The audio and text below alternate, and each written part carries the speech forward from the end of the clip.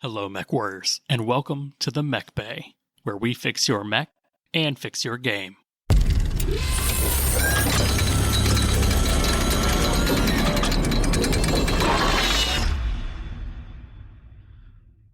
What's going on, Mechwarriors? I'm your host, Josh, and today I've got with me my co-hosts, Dustin and Denham, back in the hot seats.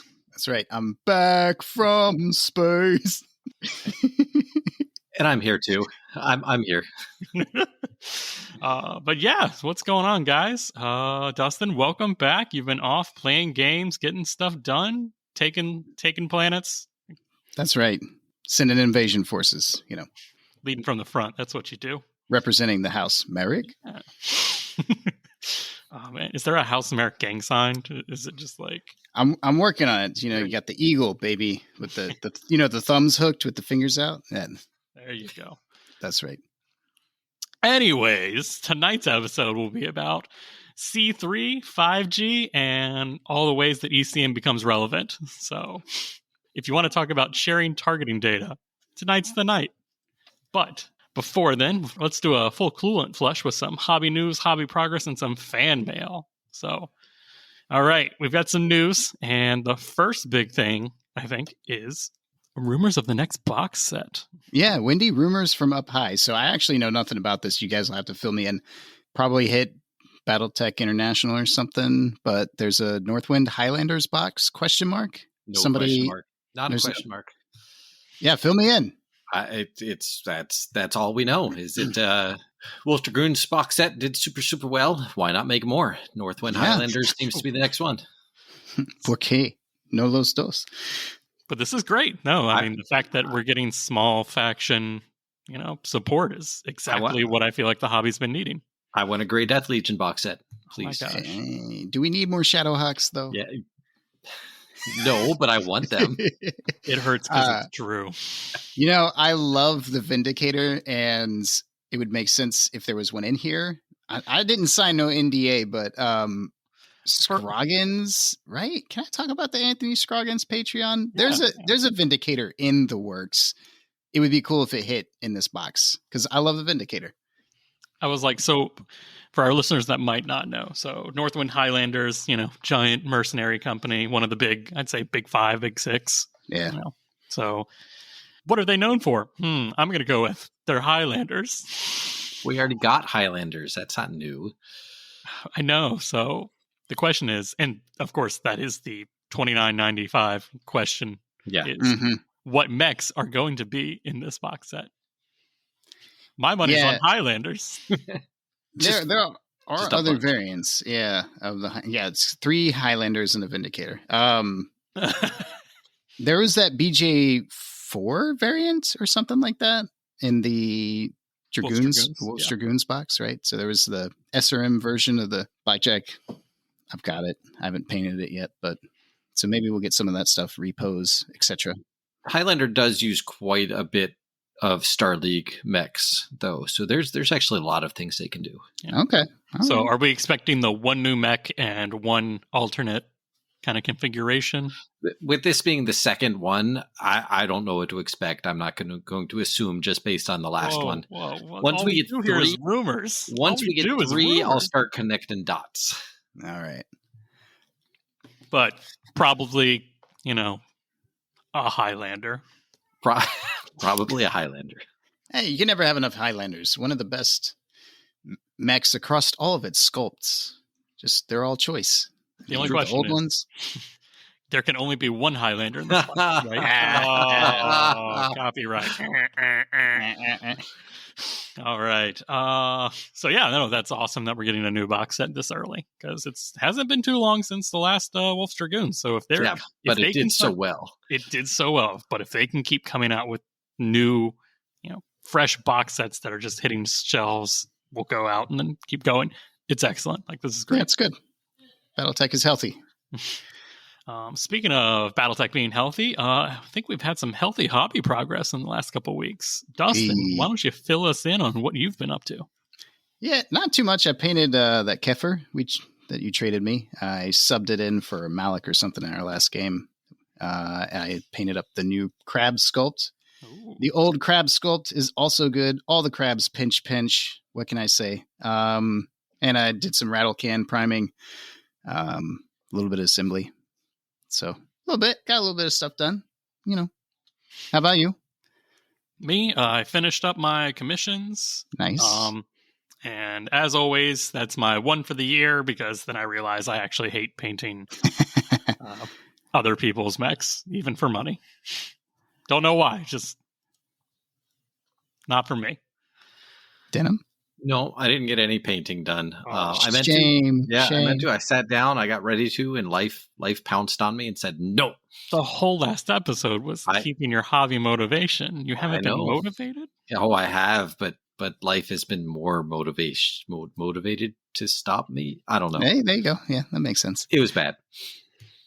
I do want to say I worked on improving my lensing technique for the lasers and, PPCs, and that went really well. So, nice. Yeah, that's always a struggle, because it's like, it takes a little bit of work, but honestly, just like pulling up a picture on your phone of like what the lensing is supposed to look like, and just like, okay, paint, white dot, a little bit of wash, like that's it. Like, it's not a big deal, and it really bumps you up a whole tier in painting. I'm going to pick up every single mech you bring and just look down the barrel, just so that you know that it's been appreciated. But once I did try glazing cockpits, because I wanted to try a white, like blue glass cockpit, and I was really trying to figure out how I could do a white cockpit that looked good and a little bit of blue glaze. Did 2 coats of that over white, and then I went back over with a very thin white and kind of like did some wet blending on that, and it looked great. Like, it even had a little bit of a glow effect. So I think if I'm doing white glass, I think I'll go with that. Nice. Yeah, like those look so good, but they take so much time, and I'm so lazy. What I do, when I really am. I mean, mine look nice. Yep, mine look nice from a couple feet away, because I just, as you know, I finish all of my mechs with a matte finish, so they're all kind of flat, except for the cockpit, which I'll make like a gold color, and then I will coat that with a high gloss finish, so it's just naturally shiny, so it reflects natural light, but it doesn't have any painted on, because it's so much faster, and it works for my mechs. But does yours look better? Yeah, if you put them side by side, they look way better. But 6 feet away, mine look great. The problem is I hate painting, so I don't want to have to like regret it in the future when I'm looking at it. Like, well, now you're stuck in. You have to do them all. It better be good if I'm painting it, because gosh. But yeah, so like I said, I got that done. I haven't worked on any of my stuff yet. I will be assembling my 5x6 from home miniatures that I just got.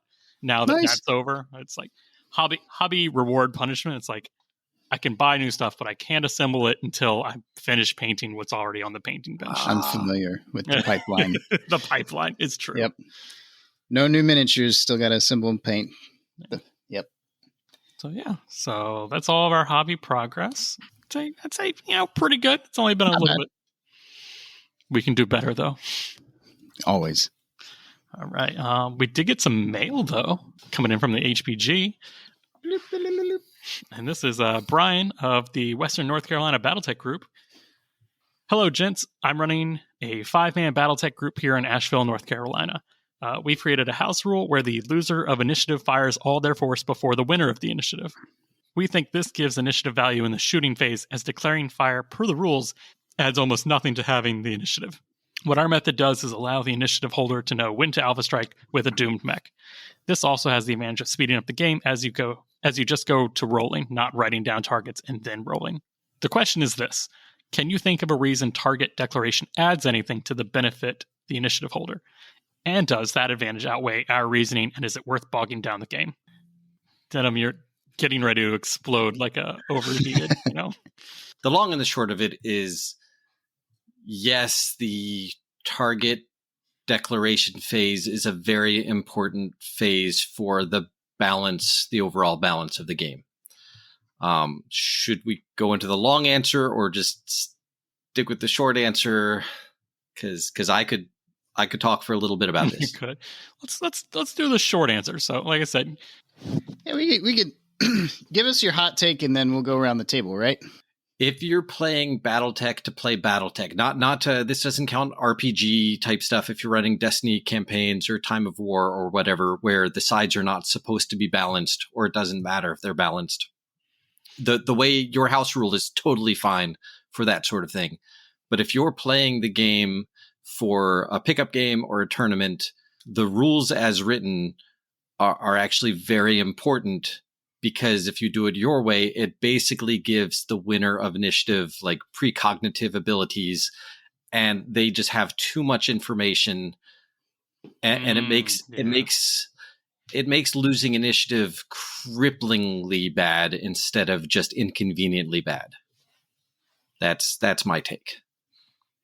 Yeah, because then whoever wins the initiative, it's the rich get richer and the poor get poor, because then okay, they fired this much heat, now I get to go and I can overheat them and put flamers on them and they can't balance out or just knowing he destroyed this mech, I'm obviously going to alpha strike with that mech because heat doesn't matter, or he missed with everything with that mech, that frees me up to do all this sort of thing.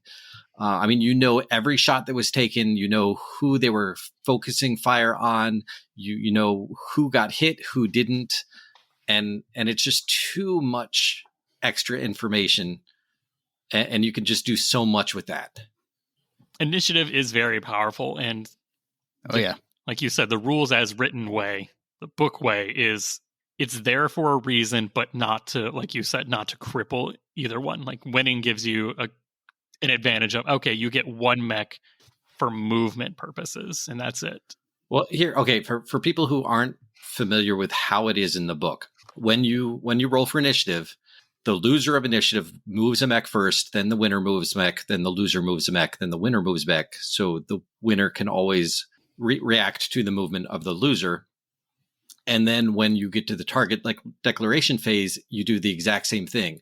The loser takes a mech and declares what weapon he's going to fire and at which mech he's going to fire. Then the winner does it, then the loser does it, then the winner does it, and they take turns that way. So the winner can react to the targets that the loser is shooting at. If he also knows the outcome of every single shot that the loser takes before he starts to do his first declaration, it's much, much like, I know that that Brian was concerned that the target declaration phase doesn't give the initiative winner enough of an advantage, but his way gives them way, way too much advantage, in my opinion. I'll probably split the difference here. In a competitive setting, the rules are there. You declare your weapons, you declare your targets. But I also, I found that the long form way, by the rules, can be a little bit long. Very. And Denham, we played each other for the first time. So I'll ask you for your opinion on how I do it. But we definitely declare targets in initiative order. I like to do that. And then I basically say, I'm going to take heat this turn, or I'm not going to take heat this turn. And I feel like I can be honest with myself. Not everybody can do that, so it's up to you and your opponent. Talk about it some, but yeah, how did you feel about the way I was doing my declarations? As a friendly game, I had no problems with how you did it. If we were playing a tournament and following tournament rules, I would have asked you to be very specific about what you were firing, just in case, because it does matter. It does matter. It does make a difference. Any experienced player who is playing under house rules with very loose target declaration rules is going to just surrender the game after 4 to 5 initiative losses in a row, because they're going to get so much combat debt accrued that they can't dig their way out of, and they'll know it. So it just becomes overwhelmingly not fun because of all the piled up disadvantage, just stacked on top of each other. That's one of those things I think is there for a reason, but the more casual the game you've got, the less important it is. To which I say, if you're doing an RPG game, that's one of the first things I throw out when I do my mission games. We do not do the target declaration phase. Just as your mech comes up, you declare your fire, you fire, of course, all damage is still simultaneous, But yeah, we do not go through the formal target declaration phase due to time constraints. But that's because it's a friendly game where balance isn't as important. He's saying that he is GMing a 5-man group. So from my perspective, it does look like that is being done more so like that. I think one way you can mitigate this is not have a whole force initiative. Like if you're modifying that, I think you should modify the initiative as well. And what is it? The initiative deck is a good way to do that, I believe. You could do firing declarations and resolutions in initiative order instead of all at once. That's another way, I guess you could kind of, because like Denham was saying, if the initiative order, it still totally throws it. I totally agree with that. Yeah. Well, like Alpha Strikes especially. Alpha Strikes should be a gamble. Like you should have to weigh the decision and balance the potential damage output with the increase in heat. And guess, is this the time I should do this? And you use it based on your chances of surviving the next 10 seconds of battle. But if you already know that your mech did or didn't survive, that just, it takes all the drama out. It's not an exciting moment anymore. It's just of course I'm going to Alpha Strike because I know that my mech is dead. Or no, I'm not going to Alpha Strike because I know that he survived that. Well, if you want your mech to make it another round, be sure to Alpha Strike because then you'll actually live. And you'll be a cooked potato the next turn. That's how it always goes. All right. So I don't think that answers it, but I think it's one of those questions that doesn't have a solid answer. At the end of the day, do what everybody's happy with, of course. That's true. Yeah. I mean, if your players are happy, you're doing it right. If people are complaining, then that's when you need to communicate, talk with them, find out what's going to work for everyone. Let's do some games played. Real quick, I'd like to announce that Mr. Denham and Mr. Dustin had their first game of BattleTech together, solo 1v1 in the how many years of playing BattleTech? Like three or four, something like that. With knowing each other, that's what I mean. Yeah, right. Yeah, we've played many games amongst other people at the table, but yeah, we've never played the mano y mano. So I thought it was a good idea before sitting in on the C3 episode to actually use it. So we played a game. Did anyone bring a griffin and did someone? I did bring a griffin, but no, we did not. We did not go into the Griffin v Wasp. We talked about it. There was discussion about it. We'll do it on Megamech on the on the Discord Megamech channel, and we'll record it. I'll play the Captain Kirk versus the Gorn music in the background. Yeah. That'll work. But yeah, we had a good game. We didn't get to tidy it up, and really there was no decisive swing to the battle just yet. I think we only got 5 or 6 turns in. I think we both have our opinions. Yeah, how definitely. The battle was going. Yeah. But yeah, I had a good game and now I've got some things, some thoughts moving forward on C3. So that's the important part I have used C3 a lot before. I've never used C3I. You haven't had any experience with C3 at all. So it was important to have that match. And I think you were saying you didn't have any experience with C3 in the BV2 era, right? Well, that's also true. Yes. I've only played C3 in BV1 era. When it was different. But I don't know how, like without comparing them side by side, without going out and pulling out my old custom mechs, the BV1 to BV2 stuff actually matters in the overall discussion. All right. So we've got some extra news that's, hot off the HPG press. Something dear and near to your heart more so than mine, Mr. Denham. What's that? Well, I mean, if you mean they're reprinting the Interstellar Operations book, that is true. They did Interstellar Operations. They broke it up just like they did with the Tactical Operations. So it's now 2 books. You have the Alternate Eras, which covers our favorite LAMs. It covers super heavy mechs. It covers quad Vs, tripods, all those fun things. Don't forget drones. Correct. And drones. Yep. Those are in there too.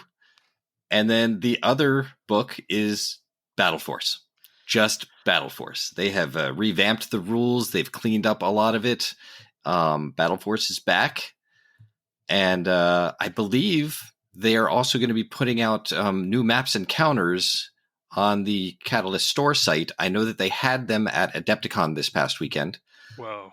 Yeah, and they look great. So I'm looking forward to picking up a set of those just to play around with.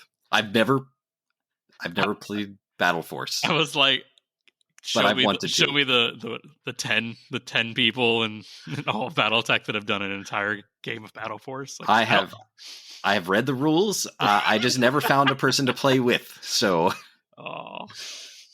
reading through these though, because of course I picked up the books. I mean, that's just who I am.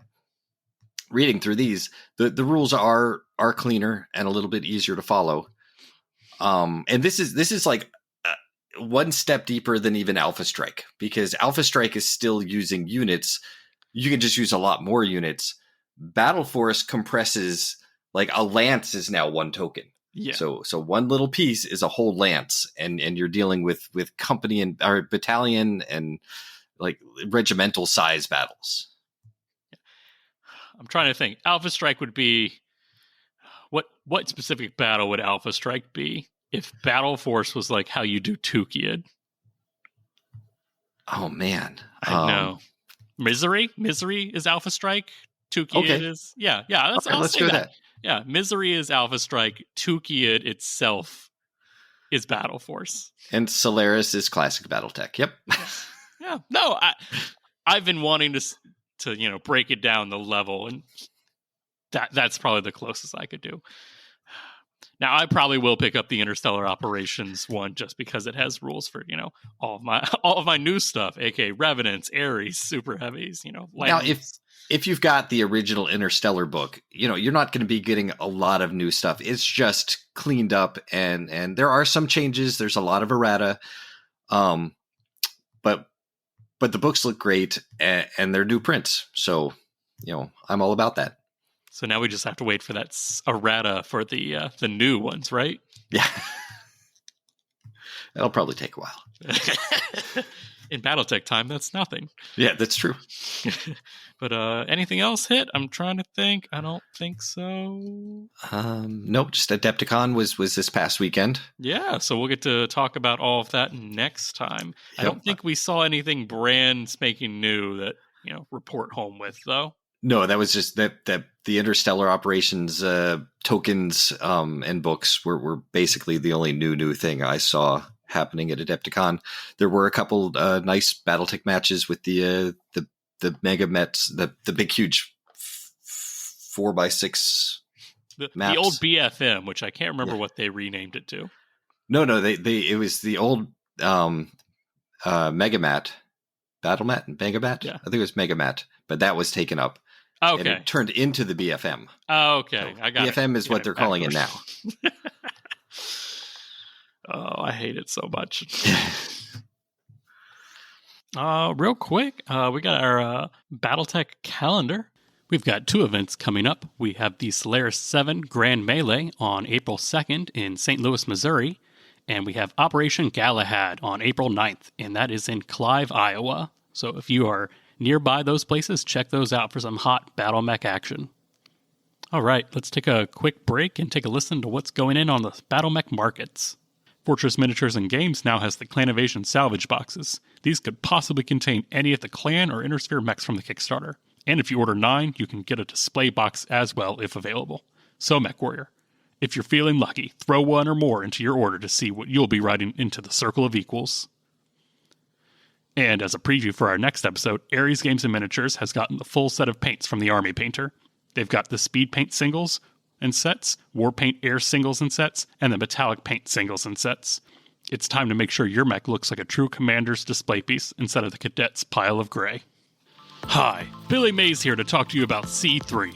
Have you ever struggled with obtaining firing solutions on the field? Just can't seem to ever get in range? Well, now with new C3 computers, up to 4 mechs can all share targeting data. Everyone's always at short range. 1 mech in short range, now everyone's in short range. But wait, there's more. Act now and I'll throw in a box of our brand new tag, absolutely free. That's right, you get 4 mechs worth of free targeting data and a free tag designator for absolutely free. Warning, this product weighs 1 ton. Installation voids warranty. Certain frequencies known to the Magistrate of Canopus to cause cancer, diarrhea, and even death. Device known to stop functioning in presence of microwaves, guardioning ECM, and HPG networks. All right, we are back. Sometimes hitting targets is hard when your eyes ain't what they used to be and that hand tremor starts acting up. But luckily, the Dragon and Holy Blake have provided a new targeting computer to aid in hitting those clanners at range. So you better start aligning those command couches with tinfoil, or that 5G will start seeping in, because today we are talking about C3. Oh, yeah. My enthusiasm is limited after playing with it, but we'll get to that. Oh, no. This was when this came out. This was like the golden bullet. This was the answer to all of our problems. I think everyone thinks that for every release of anything, but that's just me looking downwards. So you're saying this was like the Inner Sphere's answer to just clan superiority? 100%. Yeah. Okay. I mean, in universe, that is why C3 exists. So let's go over what C3 is. Like, what is C3? How does it work? Yeah, cover the rules basics real quick. C3 is a computer system that links up to 12 mechs together in a communication network that shares targeting information, which means basically all the mechs in your lance or company, if you've got enough computers, share the shortest range of the mech that's closest to a target. So you've got your speedy little locust who is running flat out, and he gets within 4 hexes of that Timberwolf. Everybody who's in range of the Timberwolf is firing as if they were 4 hexes away. So it eliminates all the range modifiers.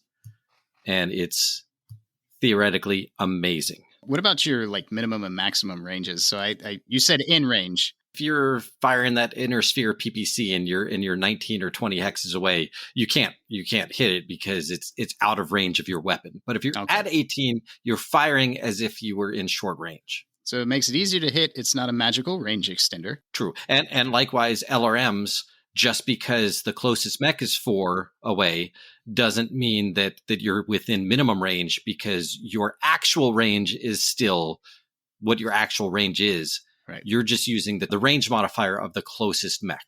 And on the flip side, if I'm firing my LRMs and I'm actually, 5 hexes away, I'm still picking up my minimum range modifiers? Yes, because that's your actual range. All right. With my understanding of C3 in the mechanical rules interaction way and not how C3 networks link up with each other, that's pretty much it. It sounds complicated, but it's not. It's not. Okay. And then C3I, I mean, it's basically the same thing, but there's no Oh, yeah. So with C3, you're forgetting the Achilles heel of the C3 system. So C3 has a master computer and slave computers. The master is 5 tons and takes up 5 crit spaces, and the slaves are 1 ton and 1 crit space each. And one master can control up to 3 other computers. Not necessarily slaves, because that is a lance. A master and 3 slaves is a lance. Okay. But you can start adding on to that. You can have one mech take 2 masters, and then you can have the configuration split up so that it controls 12 mechs. So they're all tied in. Those diagrams, there's actually 4 legal configurations, and they are all on page 111 of the Battlemech manual. So they're in the book. Using the Battlemech manual. Here I am with Total Warfare on page 132. 132 of the, yeah, okay. Let's go with that one too.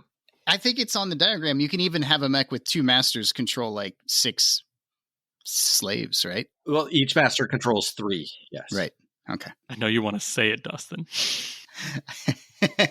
I'm not going to. But the alternate name for the C3 computer system, yeah. The joke that I've always had is, because you can't reassign what is the master and the slave mid game. You have to designate that at the beginning. That I'm like, This is a consensual monogamous relationship. These aren't masters and slaves. These are doms and subs. Bound by contracts. Yep. They this is a total legal thing. The subs get jealous. The doms have, confidence issues. Like, you can't just go flip switching when you're at the battlefield. No, you've got your role. It's set at the beginning. It can't be changed. Correct. C3I does not have masters or slaves. It just has the C3I computer, which can link up to 6. Because 6 total, right? 5 other. Because of Comstar. It's for your level 2. Yeah. C3I also is everyone's connected to everyone because it's just a giant cell phone that's been duct taped to the side of your mech. I think the only difference is that in C3, if the master goes dead for any reason, the entire network shuts down, whereas C3I, each computer is individually linked to each other computer. So if you lose one, it's not going to affect anything. Yeah. And in C3, the master can also function as a tag. So you don't have to add an additional tag. So yay. Yeah, the C3I does not function as a tag.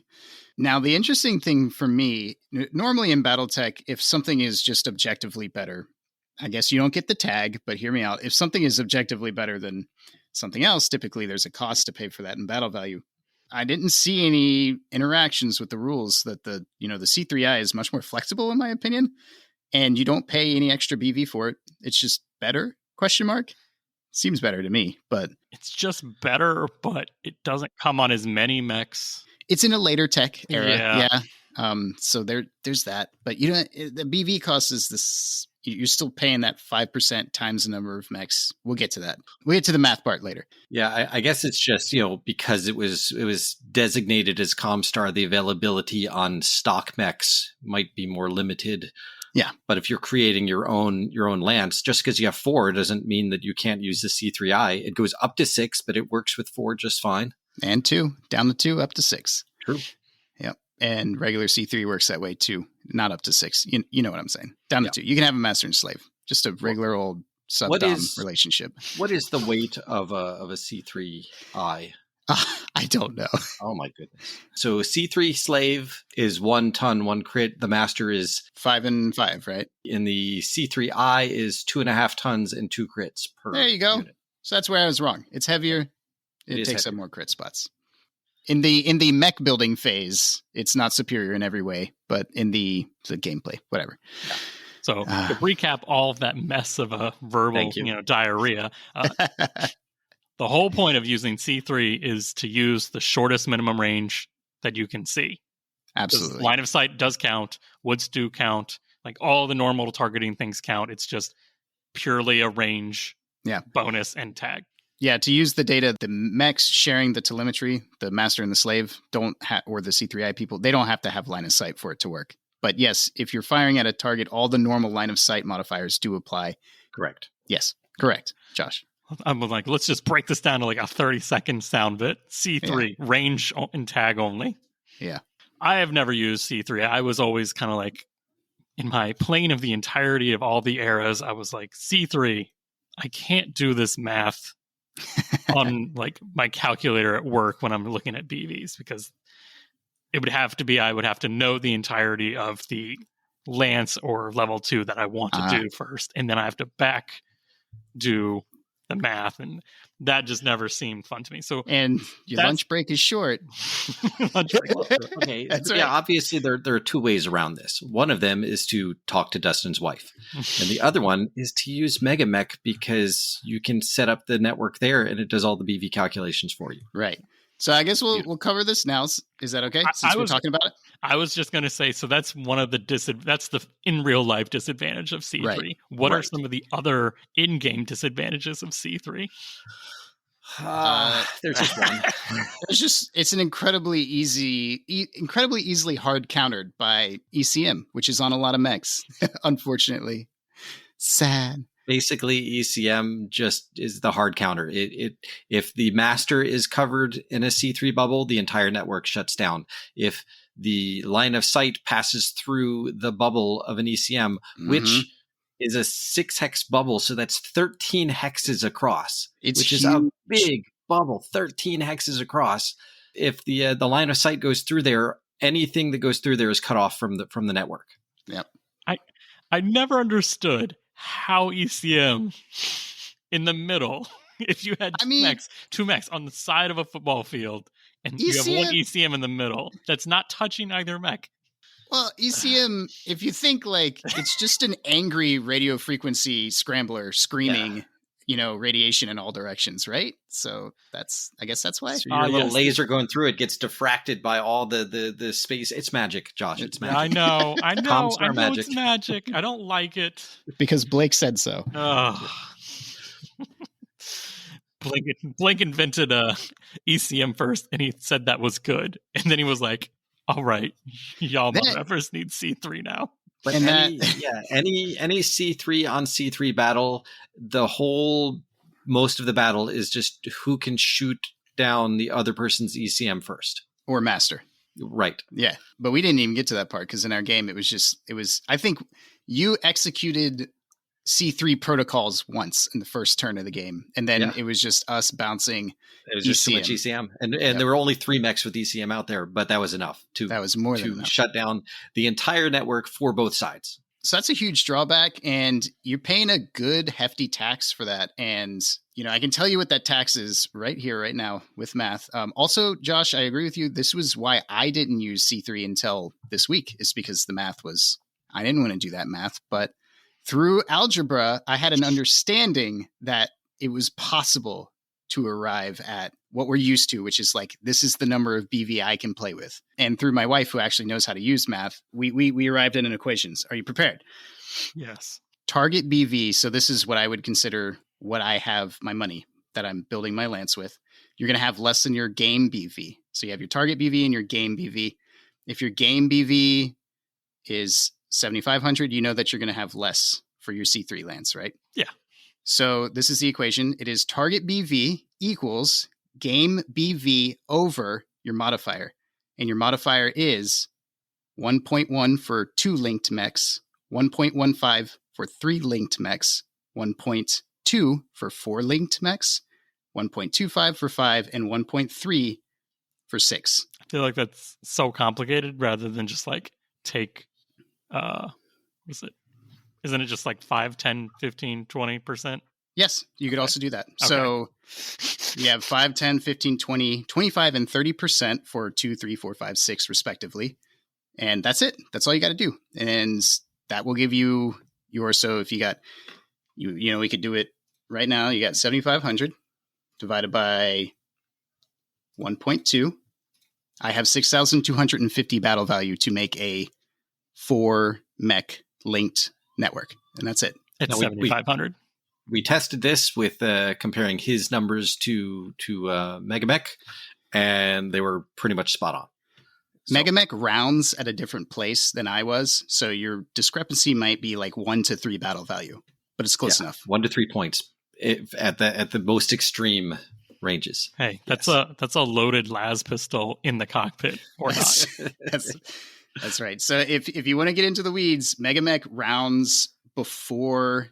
We're not going to get in the weeds. Let's move on. No. But yeah, so like I said, after looking through it, it's just if you take for every mech, subtract 5% from your total, target BV. But anyways, it's math, and like math is still hard. Math is still hard when you get down to it. If somebody brings ECM, you just lost your 30% tax. For me, I brought 6 mechs. I paid 30% for those. I paid for the whole C3, and I did not get to use it. So that is true. I may rely too much on Megamech, but it's a free product that does all the math for me. So there you go. Now, all right. So ECM is a hard counter, and we're going to be talking mostly about how C3 works with like tournament rules, Total Warfare, Battlemech manual. Right. Be aware, though, in the Tactical Operations Advanced rules, there are electronic countermeasure rules, which does allow you to counter the enemy's ECM so that your network works again. Be prepared for the game to slow down a lot. I heard you like counters, so we put counters inside of your counters to counter your counters. Then you get ECM, ECCM, ECCCM, etc. ad nauseum. So as someone who might be used to playing, Mechwarrior Online, where you can turn your ECM to normal or counter mode, is regular counter mode in Total Warfare? No. Okay. So there is no legal way to counter ECM in Total Warfare. Not in the Battlemech manual. Certainly not. Yeah, no. I'm just saying. So something we're somewhat used to is not actually a legal tournament rule. Correct. No, you can't counter the counter. That's rough. It adds math. It adds a lot of like looking at the overlapping fields of hexes, and then you're like, which one's counter? How many ECMs versus how many ECCMs? And it does slow it down, but it is like there are rules for that. Just be prepared. And I guess to kind of move into the tactics, right? Like if you're playing a C3 game, you're in the later eras. I feel like everybody's going to be bringing token ECM, right? So that makes this an MMO rule, right? Mech only. Let the computer do all the ECM, ECCM, ECCCM calculations. I would like to think that the Inner Sphere's answer to the entirety of clan warfare is not so difficult that it needs to be ran on a simulation software program. But I also know that it is not, plug and play. So do we think, in tabletop terms, that C3 is the biggest answer to clan warfare? It was until I found out that lots of clan light mechs had ECM. Yeah, they do. It's honestly almost every fast unit has an ECM that during the clan invasion, you're kind of like, why do you have ECM?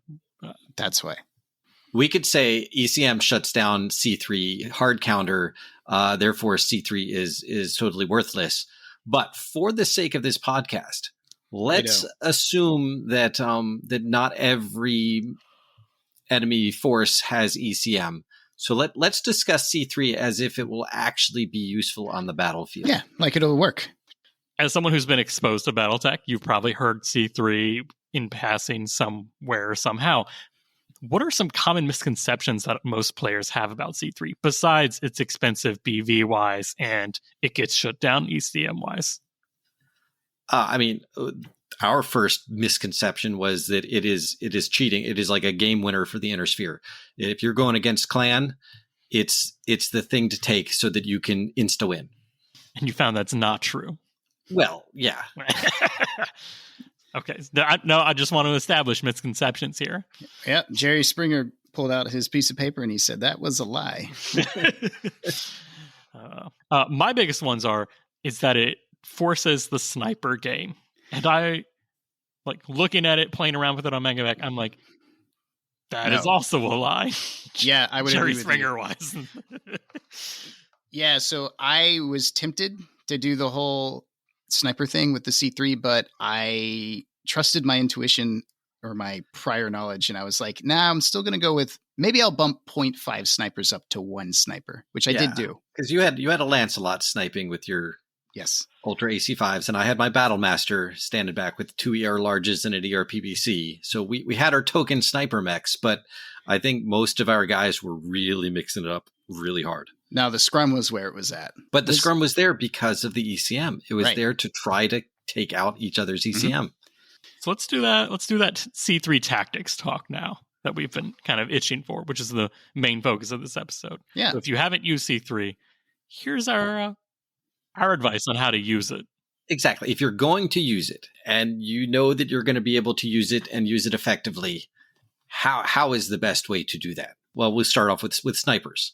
Don't overdo it on snipers. Have your sniper mechs, but don't focus your entire lance on sniper specific. Yeah. Yesterday, you'd said something, Dustin, about going heavy with skirmishers. So what are your opinions now about C3 and skirmishers? After playing the game, skirmishing is good, but brawling is maybe more where it's at. Caveman Josh happy. Yeah, there's going to be a scrum. In our game, it was to lock down the C3 network. The scrum was there. I had some invested more in skirmishers who ended up just in the scrum, and a skirmisher doesn't excel at brawling. A brawler does. So I had one brawler and he wasn't very maneuverable. In the next list I would be bringing more things like that Phoenix Hawk you had. Right. I had the Phoenix Hawk and I had that Grand Dragon with the 3 ER mediums on one arm and the PPC on the other. Yeah. It was nice. And the armor all over the place. Yeah, lots of rear armor, lots of armor.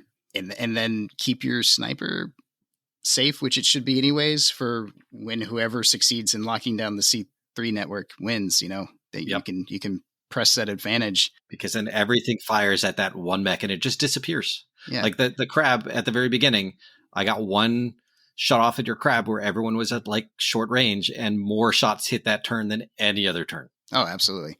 I had the ECM. I had 2 really fast mechs. One of them had the ECM, I was using C3I, so obviously they both had C3. And I thought that my fast guys, and I knew ahead of time that if you're getting the fast guys in close, they're going to die. So I knew that they were going to kind of be at the fringes, but I put the ECM on the fast guys, and that was helpful. I think I would continue to put the ECM on a very maneuverable light mech that can get a high TMM. So the ECM can be where I wanted it when I needed it to be.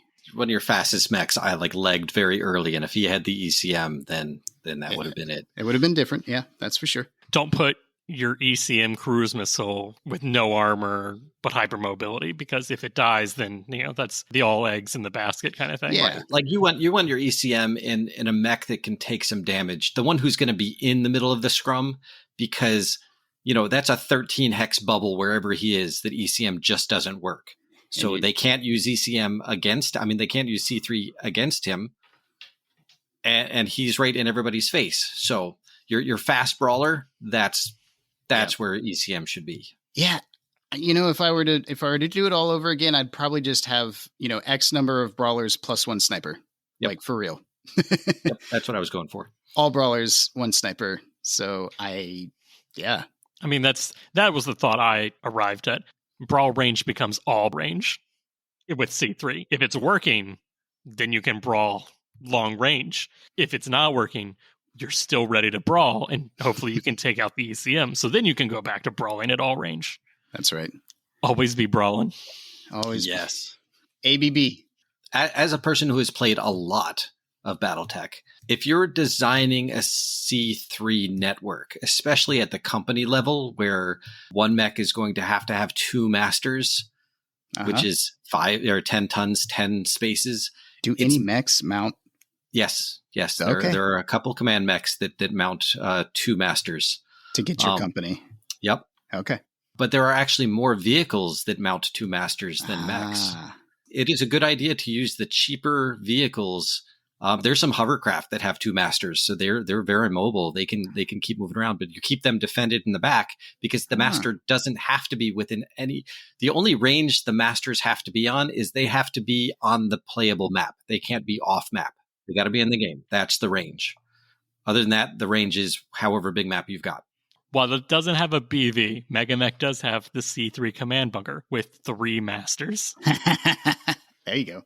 There is that too. There are ways around, like to lower your BV and get more BV on your brawler and sniper mechs. Yeah. Especially, like I said, if you're doing company sized C3 networks, put those masters in a vehicle. That's my advice. It works out super well. I didn't even know that was possible. Fun fact, Dustin, did you know the Ares Super Heavy, the Aphrodite variant, has 2 masters? I did not. I take it back. I want that as my company command. I mean, that one makes sense because, you put all sniperish things on it, and now it doesn't need to possibly get destroyed in Brawl. What's the next tactic we could talk over? So we've said, essentially realize, put 2 masters on a command vehicle, bring a fast mech, but not a only fast ECM mech or only fast C3 slave mech. You want something that. Yeah, I was going to say, if you do that, make sure it's a fast mech that has a long jump range, and that way you don't even have to worry about it firing. Like, don't worry about its gunnery. Have a 7 or a 9 jump range and good piloting, because then it can be where it needs to be to get the close. You jump it into heavy woods, as long as it can see a mech at 3 or 4 hexes, then everybody has a range of 3 or 4 hexes. So it's not the jumper, it's the spotter. But it has to have enough armor to survive those lucky 11 and 12 hits, as Dustin found out. Yep. Everything's coming up Scout. Yes. Yeah, I mean, yes. Scout seems to be designed for that. Yeah. It was just too early, limited by the technology of its time. Limited by the fact that there was no C3 network at that time. Yes. I did seriously consider, this is technology that might make some mechs that just didn't seem like they had a purpose and introductory levels work. While it does shoot up the BV, most of them are mobile, and while they aren't putting out the damage, they're lacing or they're targeting the mechs for damage. They're normally maneuverable, either so maneuverable that the armor doesn't really matter, but also they still can get somewhere. So the Scout only like one of the Oscout versions only had tag, right? Yes. Yeah. Well, the tag is 1 ton, 1 crit. So is a C3 slave. So you swap that out, and now he's actually useful. Just a little swap. Tactics wise, if you guys didn't get the message, bring ECM. Or if you're using ECCM rules, bring more ECM than you think the opponent will have. Also that. Electronics warfares. It's where it's at. Tactics wise, I don't know if I have much else to say, especially without enough, more experience. That has always been the problem with running C3 games is one ECM just shuts it down. So what's the point? Yeah. The reward is great, but the risk is so much greater. So much greater. Yeah. Well, here's one thing. Okay. So if you're running company sized and you've got something like Arrow 4 and you put the master in like the brawly guy with all the armor, because tag isn't affected by ECM. So he can tag the ECM mechs on the other side and have, a couple Arrow 4 missiles pounding into it. And then once that's dead, then you can just clean up with the rest. It sounds to me like it would be better to just put tag in a slave mech too. Yeah, it's just a lot of C3I mechs actually have tag for that reason. Yes. But also they don't get the benefit from it innately, so they have to slap the tag in to get the tag. But basically, C3 fights just come down to who's got the ECM and who can take out the enemy's ECM first. Yeah. Like that's the win condition. So after, playing and talking, what are our thoughts on running a hybrid lance? A lance that is some C3 and some that is only, hunter-killer to either kill the ECM or to, run interference and start dictating that engagement range? Well, my first list I made before I decided to use C3I so we could both use, a version of C3. I had this because I had enough battle value. I brought a supported lance. So I had my C3 network with the master. I had regular C3 master and 3 slaves. And I had my hunter-killer buddies. There were 2 skirmishers with the, more on the firepower side. And when I was theory crafting, I knew that you're going to want to take out either the ECM or the master. So I was like, I need that hunter-killer, group. Denham probably actually has experience with that.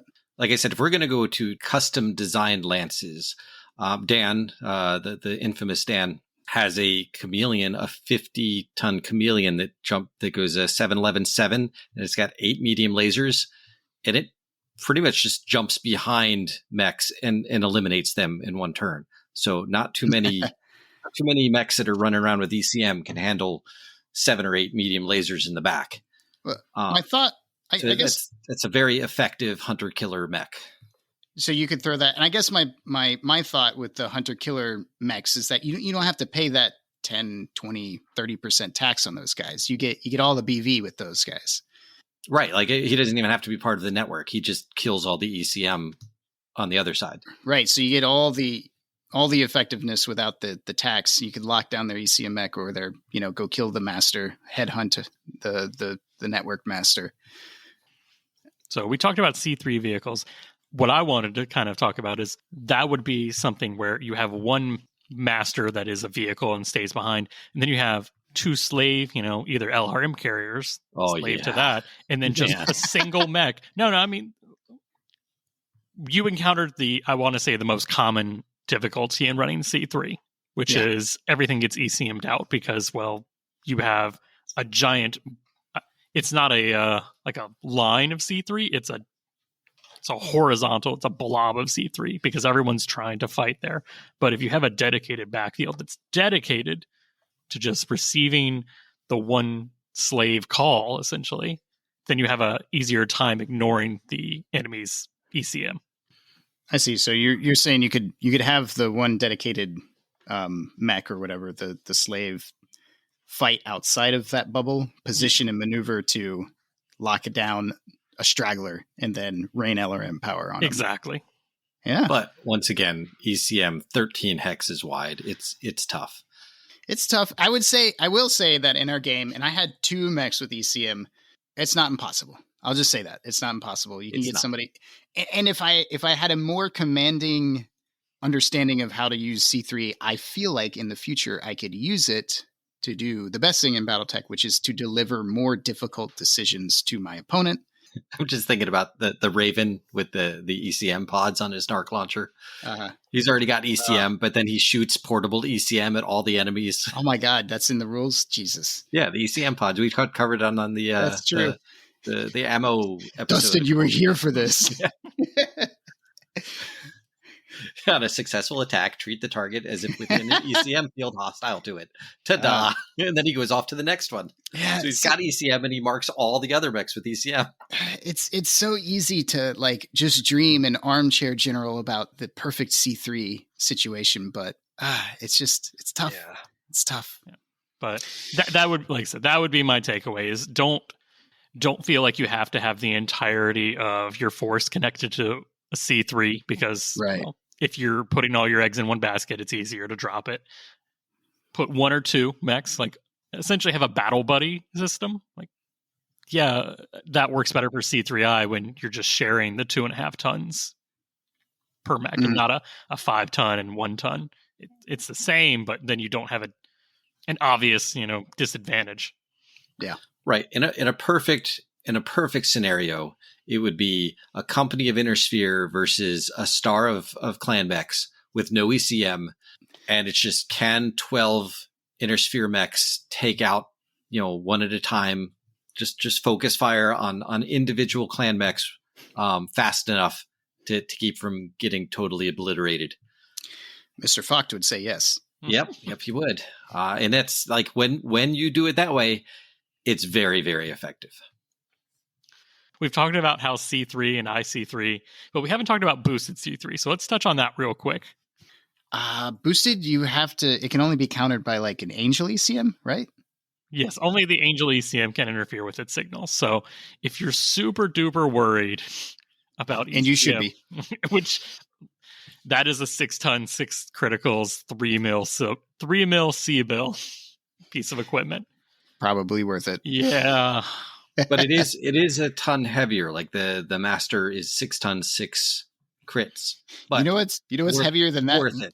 Losing 20% of your BV to ECM. That's what's heavier than that. So you know what? This C3 boosted was not a thing back in my day. So I bet they added it in there just because there is a lot of ECM, but not a lot of Angel ECM to lighten up those feels. So I could actually use my C3. This is great. Thanks, Josh. Yeah. Let's give the honest opinions. Did you like using C3? Okay, honest opinion. I love the idea of using C3. I have built so many lances, and honestly, I'm a little bit excited again reading over this C3 boosted system.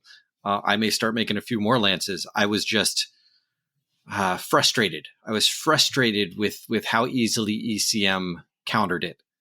So if this is an answer, I don't mind the 20% boost in BV.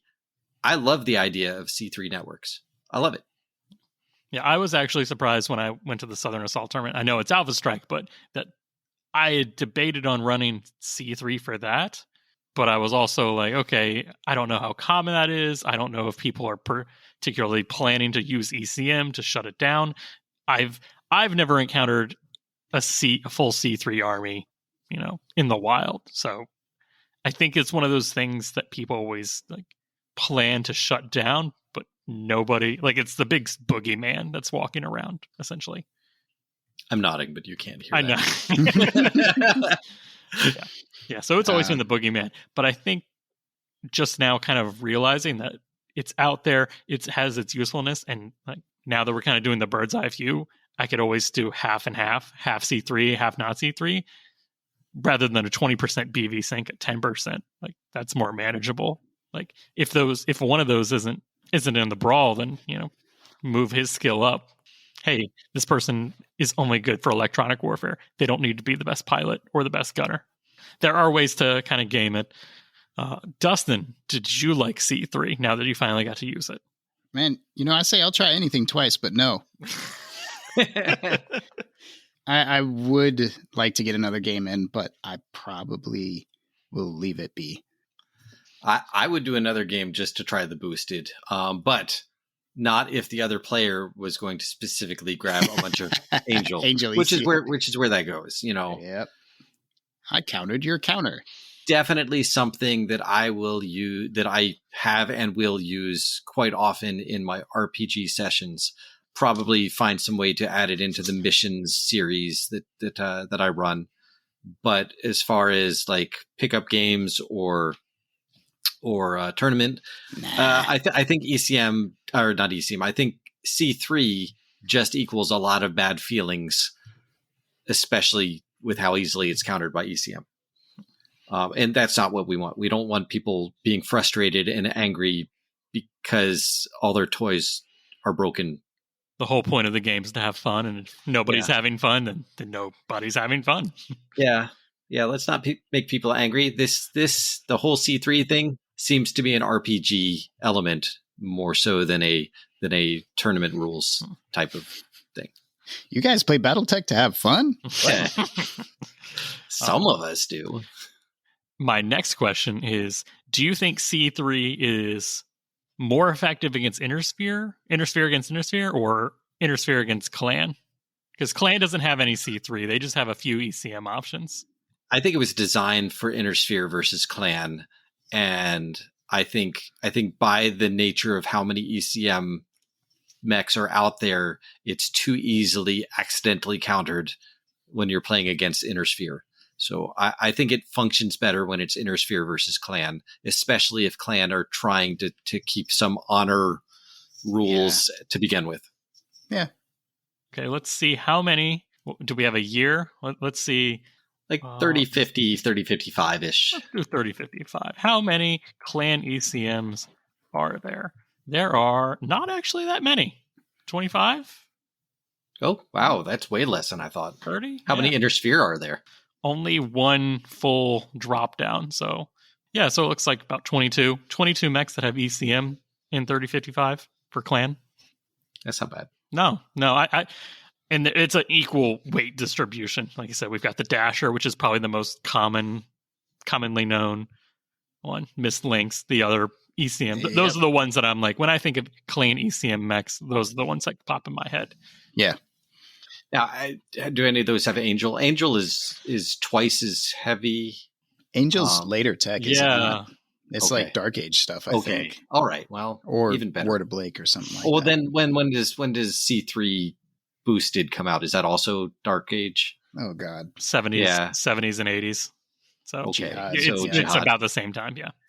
But anyways, so there's only about 20-ish, mechs that are ECM, and I'd say the big ones to watch out for are the Dasher, the Mistlinks, the Viper. So the answer to that is precision ammo to help negate some of their TMM movement modifiers, and then you destroy them, and you can go back to using your C3 network. That is another thing that I would have changed about my list. Is like, man, I needed that pulse laser boat to smack the fast ECM mech down. Yeah. I needed to pay the BV for that and just get it in there. -2 is -2.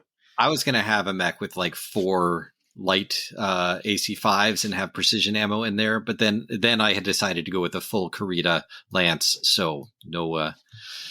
Always no go autocannons for that. But now I have to do it. ECM. How many are there for Inner Sphere? Let's in 3055. Ooh. About the same. About 20. What? I'd say 25, 30. And most of those are light boys. I guess just everybody used them because why not? I think we're more.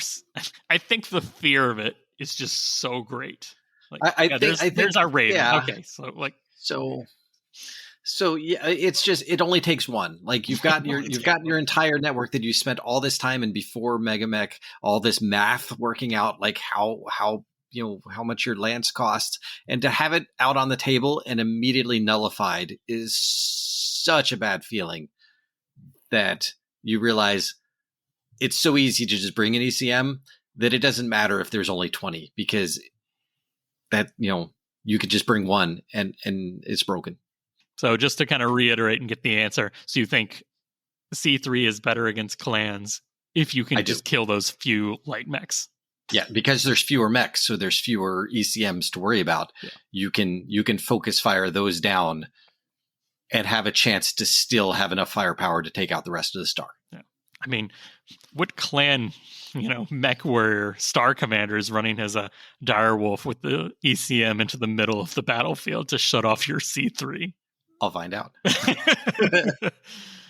Sounds like a smoke jaguar thing to do. Right? Oh, man. I mean, if that is your C3, then that's your C3. Yeah. But, yeah, so anyone have any other thoughts on C3 before we go into a Lance and review? No, just, it's broken, especially the non-boosted, I feel is broken, but it's one of those systems that I have a fondness for, and I would like it to be a better system. Do you think I would like to use it? When you say broken, though, broken in the sense of it's too easily countered, and it should have okay, if ECM goes in there, you get this, but you don't get this. Right, so ECM should cause it to be less effective, but not zero effective. Or even then it's a feel bad. Or even you have to get the ECM on a mech to cut it off, not just line of sight through the bubble. Yeah, I like that. That would be an easy one. That would be a really easy one. It has to actually be touching the C3 computer to shut it off, not just break the connection if the line of sight goes through the 13 hex bubble.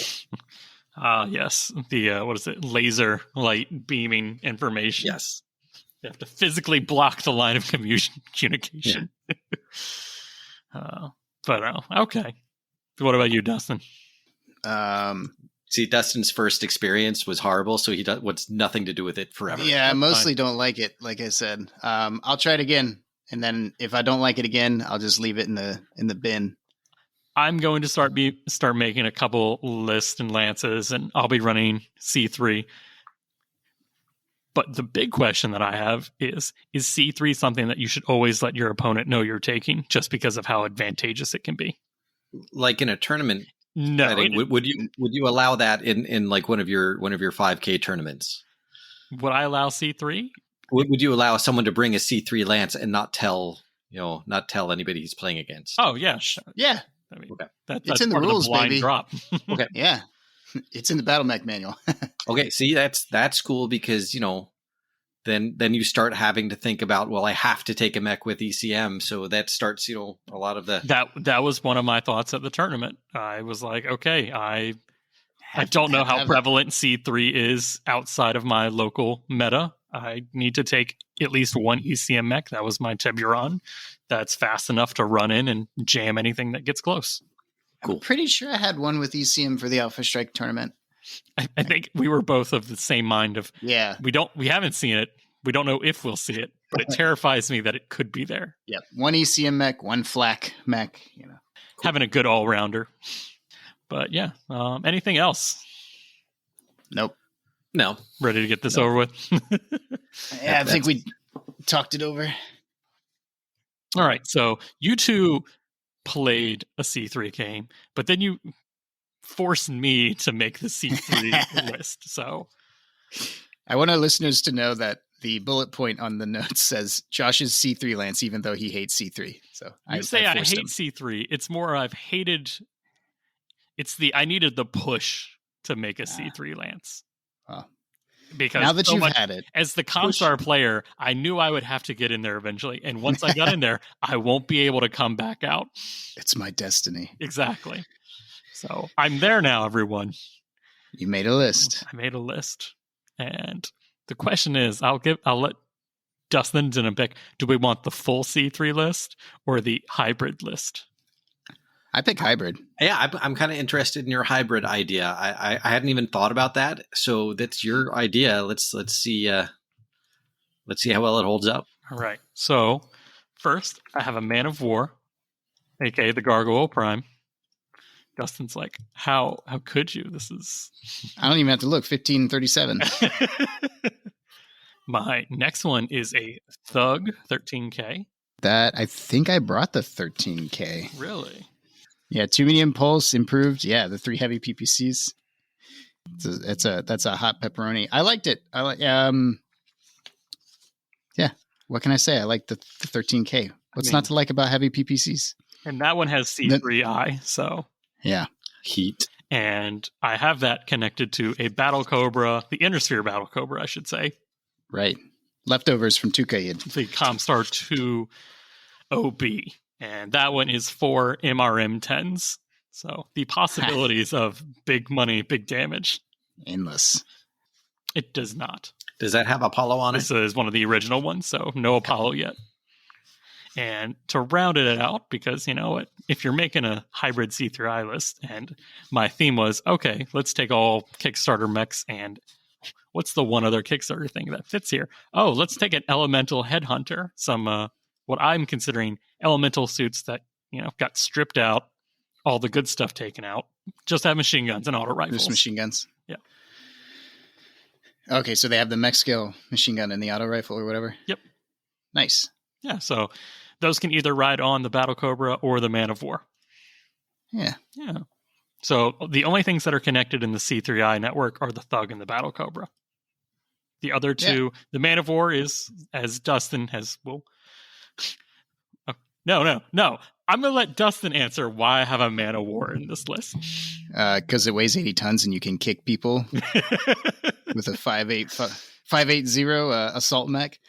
LBX-5s are great. Cluster munitions, golden BB, SRMs for brawling. It's a brawler. It's got mobility. It is. It can kick. It is the all-rounder, can be at any range and hit any target it needs to on the battlefield. And it's cheap. How well armored? Battle Cobra? How well armored is the Battle Cobra? I mean, it's a 40-tonner. He's got 125 points of armor. He has probably 17 in the CT. So he can only fit about 10 more armor. All right. So 17. Okay. I assume he's going to be the close one because you've got him and the Thug connected together. It's like who's the one who's supposed to be getting in close and who's the one who's supposed to be staying far away? This is a Josh list. They all brawl. Okay. 0 snipers.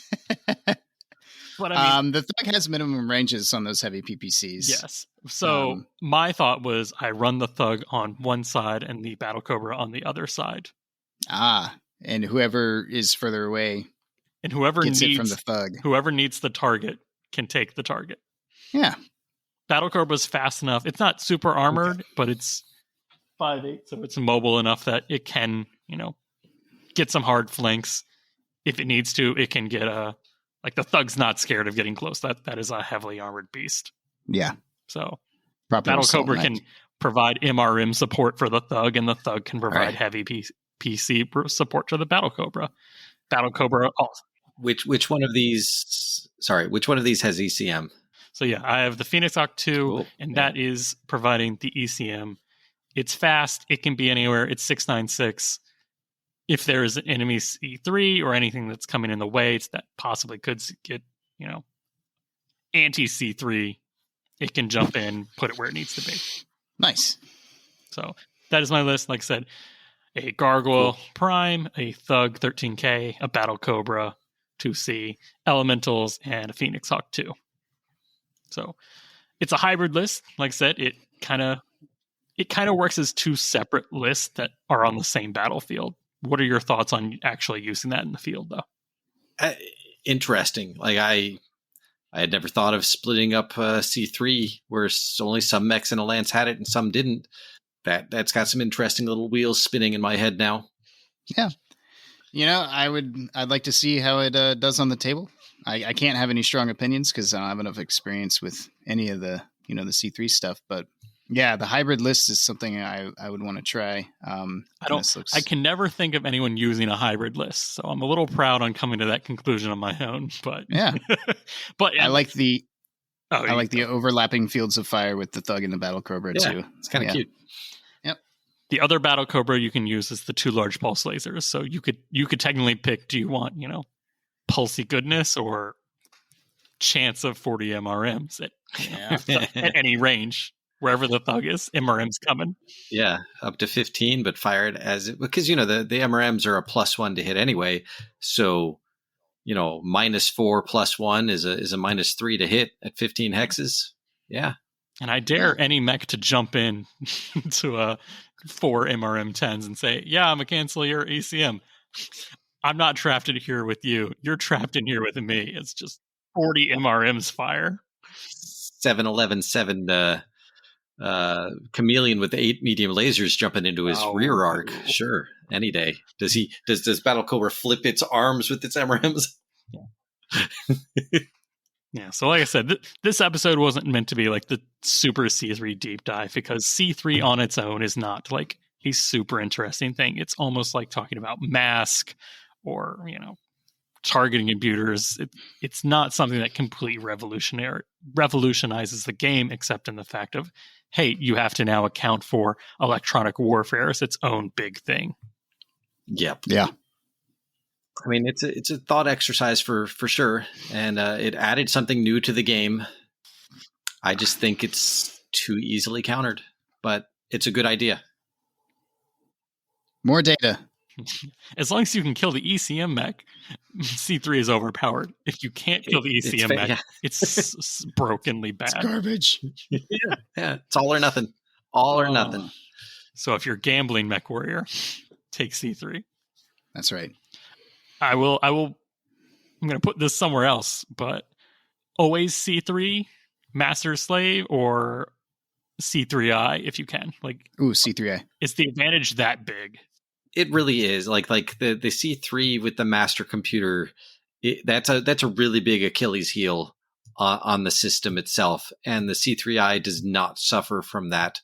I don't think the lack of the master using tag is a big enough deal to say, oh no, we definitely need that. I'd say the only real disadvantage, aside from, the C3I being twice as heavy as a slave, is that you can only connect 6 mechs with the C3I, and you can go up to a network of 12 with the master slave scenario setups. But if you run hybrid, then the numbers don't matter. That's right. If you run hybrid, the numbers don't matter. If you're running hybrid, there's no reason to take a master slave. You always do C3I. Unless there's variants that you want. That we are all limited by what variant. Nope. Factory refits. You rip that stuff out.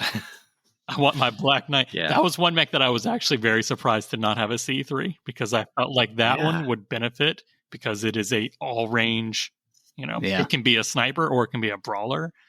And I thought, rather than put a shield on it or a targeting computer, no, let's put a C3 on it and let it do everything. I'm always pretty happy to let my players use refits, unless they're doing like tournament type stuff. Tournament refits can be way overpowered, but for things like that, I'm always happy to discuss refits for the table.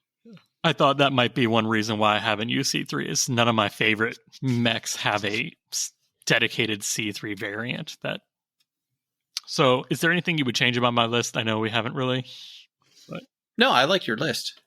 I'd like to see it played. You just think the fact that I'm not running a full C3 lance is just it takes it takes all the advantages of a C3 kind of away and takes most of the disadvantages.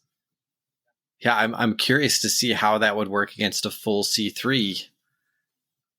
How fast can I take that Phoenix Hawk out? And then I'm curious. I'm probably going to take that and run it through Megamech a few times.